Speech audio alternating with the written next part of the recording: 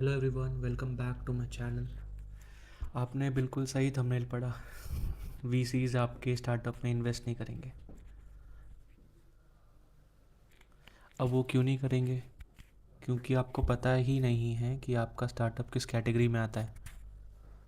सारे startups fundable नहीं होते, सारे स्टार्टअप्स को फंडिंग नहीं मिलती। तो इसका ये मतलब नहीं है कि आपका स्टार्टअप सक्सेसफुल नहीं है, आपका आइडिया में दम नहीं है। अगर आपके पास अच्छा प्रोडक्ट है, अच्छे कस्टमर्स हैं जो पैसे दे रहे हैं और आप उसे प्रॉफिटेबल बना पा रहे हैं, तो आपके स्टार्टअप में दम तो है ना। बस आपको ये नहीं पता कि आपका स्टार्टअप किस कैटेगरी में आता है, क्योंकि वीसीज हमेशा स्केलेबल स्टार्टअप्स में इन्वेस्ट करते हैं। मैं भी बताता हूँ, आगे बताऊँगा कि किन किन तरीके के स्टार्टअप्स होते हैं और वीसी क्या फ्रेमवर्क यूज़ करते हैं। तो जो मेरे चैनल में पहली बार आए हैं, मेरा नाम ऋषभ दुबे है। I am founder and CEO of Rayar consulting private limited. I took this business from zero to 10 crore in just 1 year. और ये एक साल की ही जर्नी नहीं रही है, it was not a luck. इसके पीछे पिछले 4 साल के फेलियर्स भी हैं जो कि मैंने सीखे, सारी चीज़ें मैंने समझी। और आज हम एक फंडेड स्टार्टअप हैं। We are not bootstrapped. In the starting we were bootstrap, but now we are a funded startup. तो आज की वीडियो हम शुरू करते हैं पहले सबसे पहली बात जानने से कि स्टार्टअप की दो कैटेगरीज होती हैं, दो बकेट्स होते हैं। अब आप कौन से बकेट में लाया करते हैं वो आपको देखना है। तो हम हमेशा देखते आए हैं, जब भी हम कभी कभी मोबाइल, जो भी फाउंडर्स होते हैं उनकी फीड में भी आता रहता है कि मोबाइल हमने ओपन किया तो उसमें दिख रहा है कि स्टार्टअप को $10 मिलियन की फंडिंग मिल गई, इसको $50 मिलियन की फंडिंग मिल गई, ये स्टार्टअप $1 बिलियन का वैल्यूएशन बन गया। तो हमें भी ऐसा लगता है कि अरे यार, सबको फंडिंग मिल रही है, हमें क्यों नहीं फंडिंग मिल रही। तो हम ये सोचने लगते हैं कि हमें फंडिंग नहीं मिली मतलब हमारे आइडिया में दम नहीं है। पर ऐसी बात नहीं है। All ideas are not fundable. क्या पता आपको फंडिंग की ज़रूरत ही ना हो, है ना। अगर आपको फंडिंग की ज़रूरत ही नहीं है तो फंड्स आने के बाद आप उसे गलत जगहों पर लगाओगे, प्रॉपरली यूज़ नहीं कर पाओगे। ये पैसे लगते बहुत हैं, जैसे 1 करोड़, 1.5 करोड़, 1.5 CR जब आते हैं अकाउंट में, और जब हम इसे स्पेंड करना शुरू करते हैं, अगर हमें पता नहीं है कि हमें कैसे स्पेंड करना है, हम एक स्केलेबल स्टार्टअप नहीं है, एक फंडेबल स्टार्टअप नहीं है, और हमें पता नहीं है कि कैसे स्केल करना है, कैसे मनी इन्वेस्ट करनी है, तो फिर हम, ये 1.5 करोड़ ख़त्म होने में 1 डेढ़ साल ही लगता है। अभी रिसेंट का ही बहुत सारे केसेस होते हैं ऐसे कि स्टार्टअप्स ने फाउंडर ने फंडिंग ली और उसने अपनी लाइफस्टाइल बढ़ाई, एम्प्लॉयज़ बहुत सारे हायर कर लिए, और 1 डेढ़ साल बाद पैसे ख़त्म हो गए। और प्रॉपरली पैसे मैनेज ना करने की वजह से नए इन्वेस्टर्स भी पैसे डालने के रेडी नहीं हुए, पुराने इन्वेस्टर का भी पैसा चला गया और स्टार्टअप भी बंद हो गया।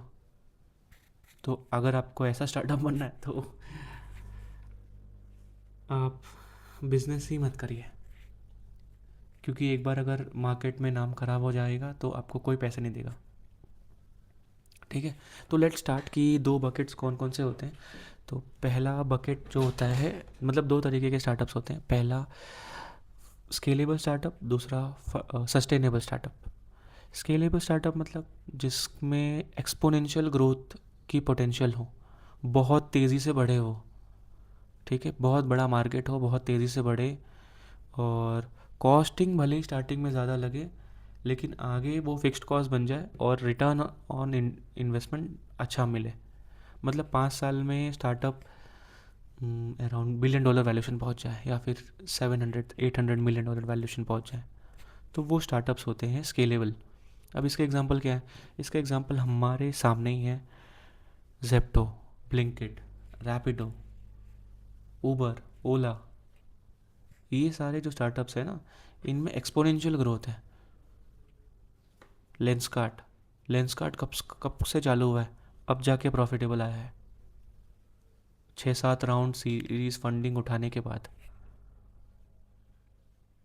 पर वो जो प्रॉफिट है ना, वो अच्छा है, काफ़ी अच्छा प्रॉफिट है। कंपनी की वैल्यूशन भी बहुत बड़ी है, वो आईपीओ के लिए भी जा रहे हैं। तो हमें देखना है कि आप स्केलेबल स्टार्टअप की क्राइटेरिया में आते हो कि नहीं। ये मैं आगे एक फ्रेमवर्क बताऊंगा जिसमें जो वीसीज भी यूज़ करते हैं, मेरे इन्वेस्टर ने भी यूज़ किया था मुझे जज करने के लिए। आगे मैं बताऊंगा उस चीज़ के बारे में।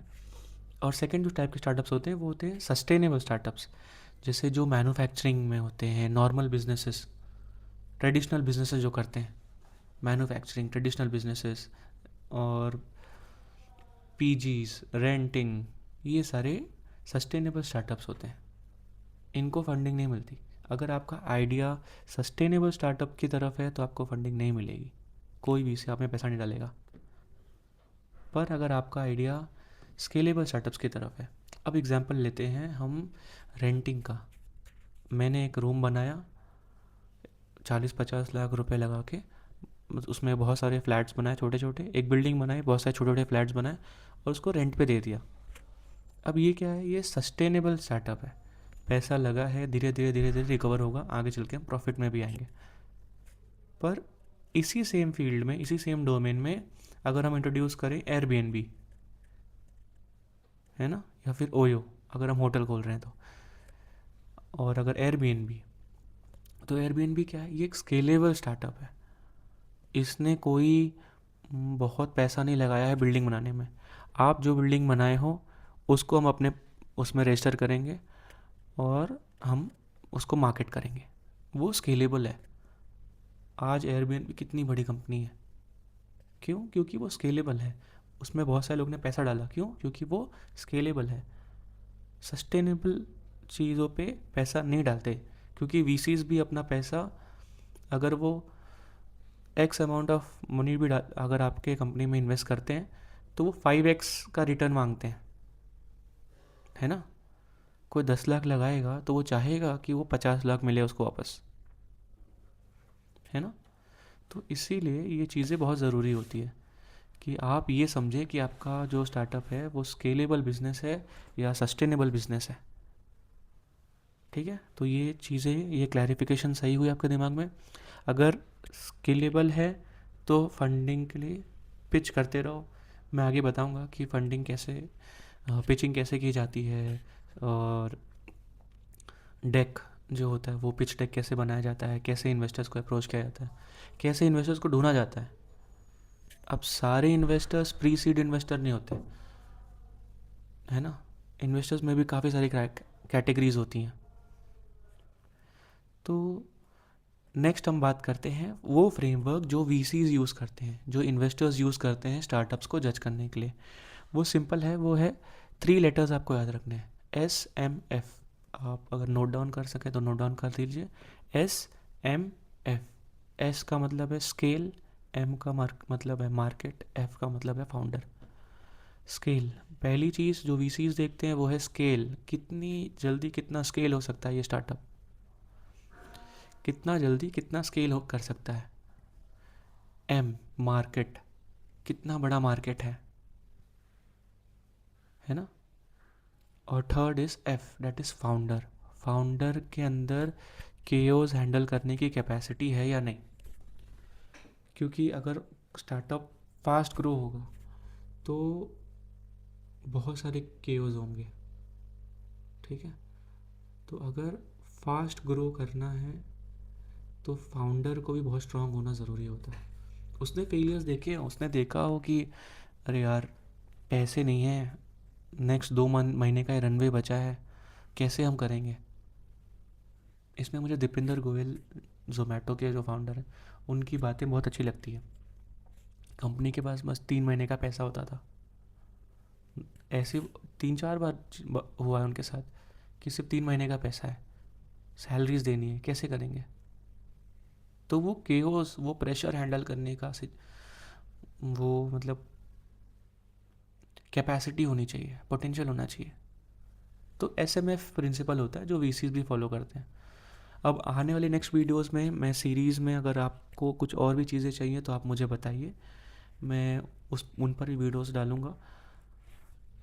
और ये मेरा नया लुक है अगर किसी ने पहले वीडियोस देखी हो तो ये नया लुक है, क्योंकि मुझे ऐसा लगता है कि ईगो बहुत आ गया था मेरे अंदर। तो मैंने कहीं पढ़ा था कि ईगो जब आए तो अपने बाल हटवा दो। अब मेरा पर्सपेक्टिव है, आपका पर्सपेक्टिव क्या है वो मैं नहीं जानता, कि लेकिन मुझे तो बहुत फ़ायदा होता है इससे, क्योंकि मेरे पास अभी इन्वेस्टमेंट आई तो मतलब पहली इन्वेस्टमेंट थी तो बहुत हवा में उड़ने लगा था कि मैं फंडेबल स्टार्टअप हूँ, मुझे लगा कि यही सक्सेस है, पर ये सक्सेस नहीं होती। आगे बहुत बड़ा, आगे बहुत चीज़ें हैं। ये छोटे सक्सेस से अगर भगवान भी टेस्ट करते हैं, अगर छोटे सक्सेस से खुश हो जा रहे हैं तो बड़ा सक्सेस देते ही नहीं है। ठीक है, तो अपना कैटेगरी आप समझो कि स्केलेबल हो या सस्टेनेबल हो, उसके बाद ही आगे बढ़ो। इसलिए मैंने ये वीडियो ना पहले रखी, वरना मैं नेक्स्ट वीडियो सोच रहा था कि पिच डेक पे बनाऊँ। लेकिन मैंने सोचा कि अरे यार, अगर पता ही नहीं होगा कि हम किस तरीके के स्टार्टअप हैं तो फिर तो बड़ी गड़बड़ हो जाएगी यार। ये गलती मैंने की थी पहले, तो मैं नहीं चाहता था कि आप लोग भी ये गलती करें।